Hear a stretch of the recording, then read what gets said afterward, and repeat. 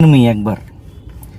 Happy morning to all. నేను మీ అక్బర్. ఈరోజు ఒక చిన్న ఎమోషనల్ నాలో ఉండేటువంటి బాధ మీకు చెప్తా.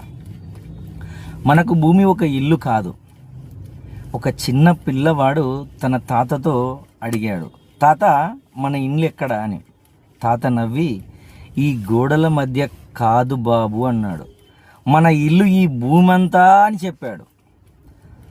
తాత అతన్ని బయటికి తీసుకెళ్ళాడు, ఇంకా క్లుప్తంగా వివరిద్దామని. ముందుగా ఒక పక్షిని చూపించాడు.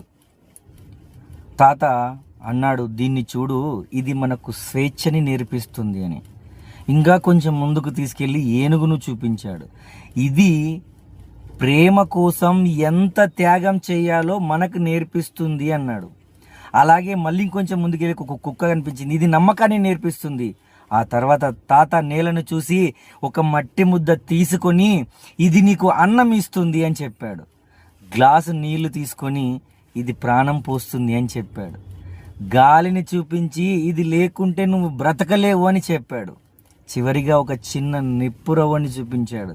ఇది చూడు, మన జీవితాన్ని వెలుగునిస్తుంది, అదుపు తప్పితే మన జీవితాన్ని కాల్చేస్తుంది అని చెప్పాడు. ఆ పిల్లవాడు కొద్దిసేపు మౌనంగా ఉన్నాడు.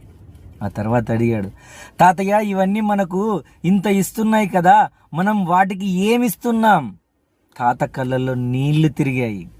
అతను మెల్లగా అన్నాడు, అదే మనిషి మర్చిపోయి విషయం బాబు అని చెప్పాడు. పక్షులు మనకి ప్రేమ నేర్పిస్తున్నాయి, జంతువులు నమ్మకాన్ని నేర్పిస్తున్నాయి, భూమి మనకు జీవితం ఇస్తుంది, నీరు దాహం తీరుస్తుంది, గాలి మనల్ని బ్రతికిస్తుంది, నిప్పు మనకు వెలుగునిస్తుంది. కానీ మనిషి మాత్రం ఇంకా ఒక ప్రశ్నకు సమాధానం వెతుకుతూనే ఉన్నాడు. నేను ఈ ప్రపంచానికి ఏమి తిరిగి ఇస్తున్నాను అని ఆలోచించడం లేదు.